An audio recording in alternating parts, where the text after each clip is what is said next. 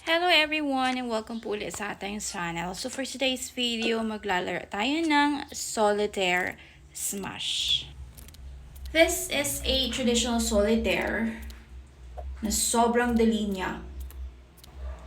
And sa sobrang dali niya, ang dali ring kumita ng real money dito.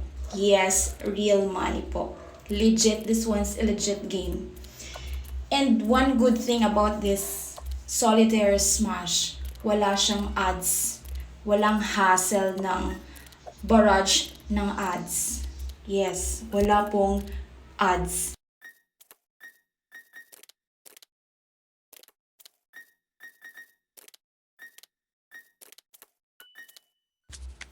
Kung napapansin nyo, sobrang dali lang niyang makumpleto ng boards. As in talaga, hindi siya complicated. There, tapos na. Check natin yung mga winnings ko. Claim natin. Now, as you can see, nanalo tayo ng 3, 22, and $5. Question, nag-deposit ba ako para makalaro ng cash tournament? The answer is, never akong nag-deposit, never akong naglabas ng pera ko. Kasi, si Solitaire Smash, meron silang challenges na binibigay sa mga players. Wherein pwede kang kumita ng gems and dollar as well.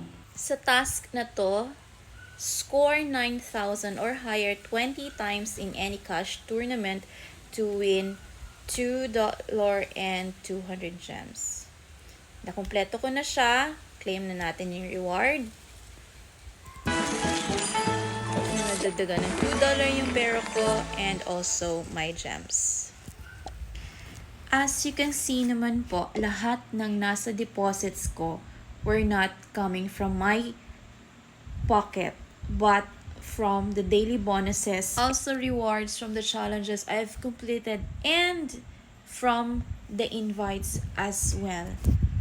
Yes, pwede kang kumita ng $5 for every invites. As for me, meron akong na-invite na isa, meron gumamit ng code ko, kaya I earned $5. And yung gumamit naman ng code ko will also earn $5. Next, as you can see, meron tayong withdrawal pending na $69 na medyo matagal kong natanggap kasi nagkaroon ako ng problema sa verification documents. But still, natanggap ko pa rin yung payout. Next, I'm gonna show you my PayPal account. As you can see, may natanggap tayong $69 na nabawasan ng 3.34 as fee. Kaya nagkaroon lang tayo ng $65.66 in total. Now, pag i-convert into peso, magiging 61.33 na yan kasi yung pag-convert mo pa lang ng peso, may charge na yon. Cash in na natin sa GCash. Click the amount.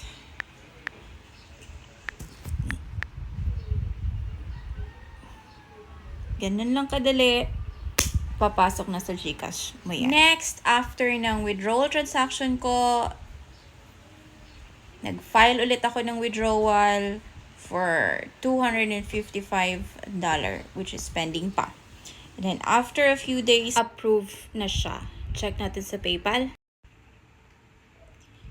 As you can see, meron tayong 243.48 USD. Check natin yung details. May natanggap tayong 255 less ng fee, which is 11.52.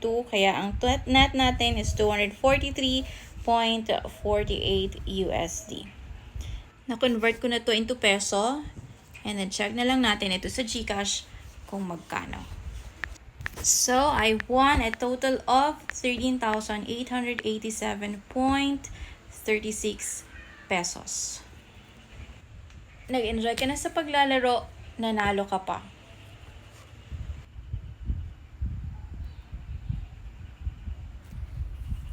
So, as of October, yan yung transaction ko sa Solitaire Smash. Ang ganda-ganda na sana ng game na to. Ang problema, hours after ko matanggap yung payment from Solitaire Smash, may nag-pop up sa app ng ganito. No more Solitaire Smash sa Pilipinas.